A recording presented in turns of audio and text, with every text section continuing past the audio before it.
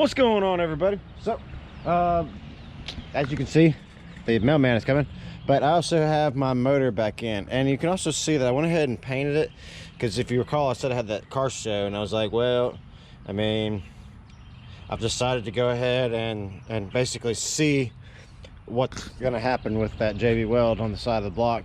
But like I said, I had the car show, so I wanted to paint it up, and so it didn't look like crap. I mean, you can't see where the JB Weld was at, so it's not like I was trying to hide that. But yeah, I mean, it's not like I'm trying to hide it anyways. It's well documented.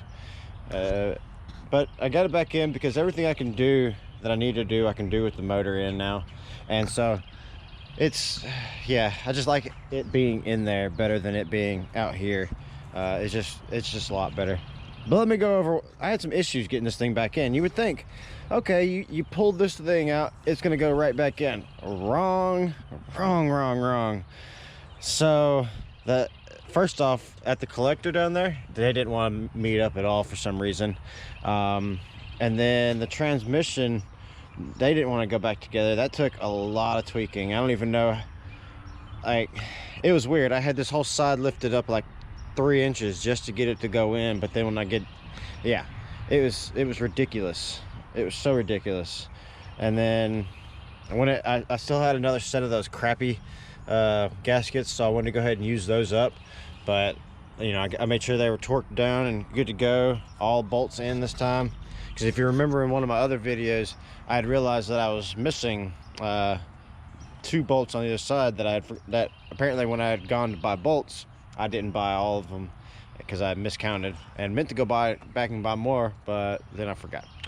So yeah, but I still need to pull off the injectors because they're still an issue, which is weird though, because I was having issues with 2 and 6 at first, and then as it progressed it went to 2 and 7.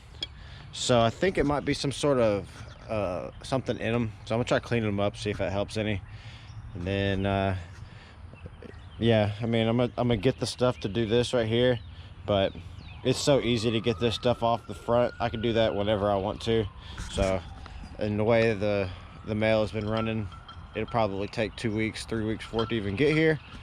So that being said, I'm not gonna sit here and wait on it, because the timing chain, everything's been fine, the water pump's been fine, so it could still be fine for a little bit longer. And let's see, I don't know if it was causing a leak, but this was like out here like this, so I mean, it doesn't want to stay there, so hopefully that stays. I'm just trying to figure out, because I had a lot of little weird issues, and I'm just trying to make sure that this time around, whenever I bolt everything back up, because I'm gonna start it with right here, you know, without the radiator hooked up, I just want to make sure that all the injectors are working like they're supposed to, or do I have to buy some new ones, you know, shit like that. Hey, so it looks like I've gotten everything buttoned up. I'll probably take this off when I'm going to put my radiator back on and the core support and everything. But check, yeah, I've showed you this before, but man, that thing is just, that is one big freaking cable. But yeah, I don't have the radiator obviously hooked up. I'm gonna go ahead and crank her up and see if anything's messed up. So yeah, there don't seem to be any more misfires, if you can even read that.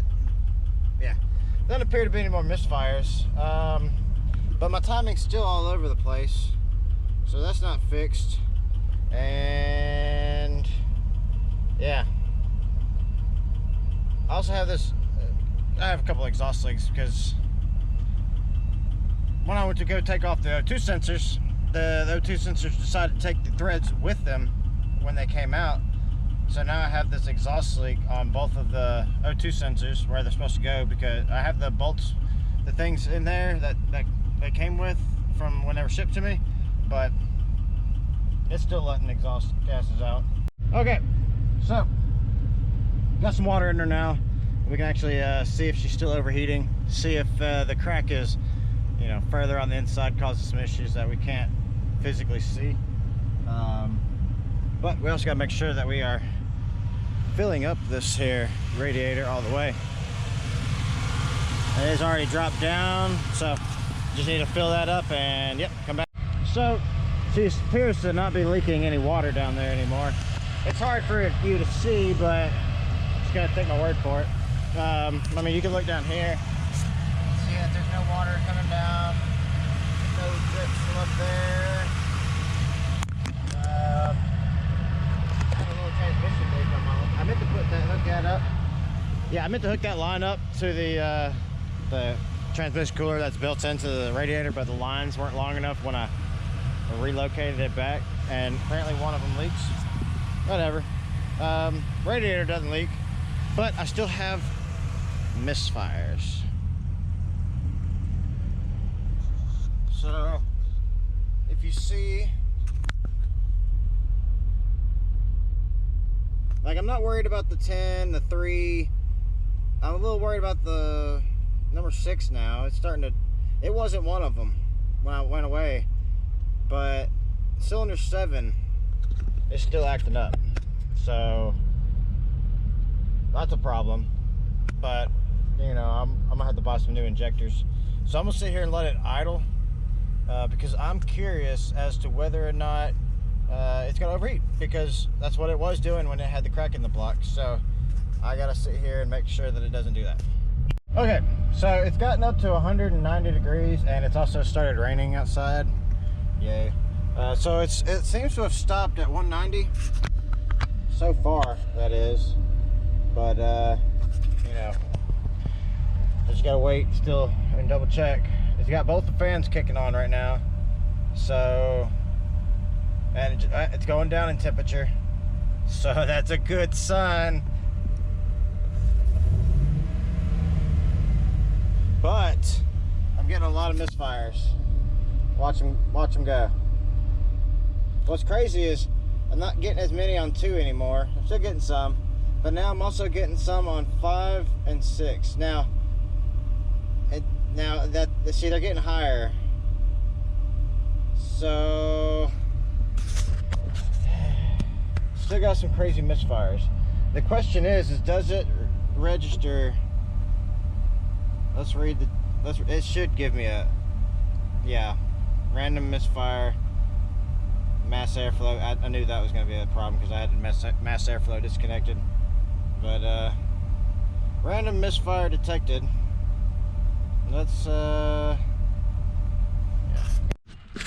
Okay, so it appears as though my overheating has been solved. You know, that crack in the block, bringing in the air, also leaking out coolant, never helps. But what I've noticed though is that I'm still getting a lot of misfires, and I mean, I'm probably gonna go ahead and replace both coil packs and injectors. Now, the last time I checked to make sure, last time I was, you know, before I pulled the motor out, I was checking, and I actually swapped the coil packs around, and it stayed in the same spot. So it's got to be the injectors, and I may have to flush my system out, because when I was cleaning out the injectors, before I put them back in, I was taking each one off and spraying them out, and I was noticing a lot of stuff in there. Some of it was like this blue, and it wasn't, it was like a flaky blue, and so I don't know what the hell that was, because it's not the same blue as the AN fittings, and it's not the same blue as the O-rings, and it wasn't rubbery. It was kind of flaky.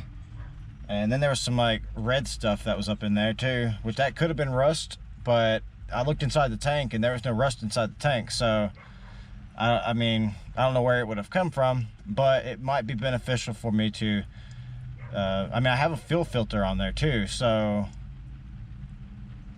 I mean, it's got to be filtering it.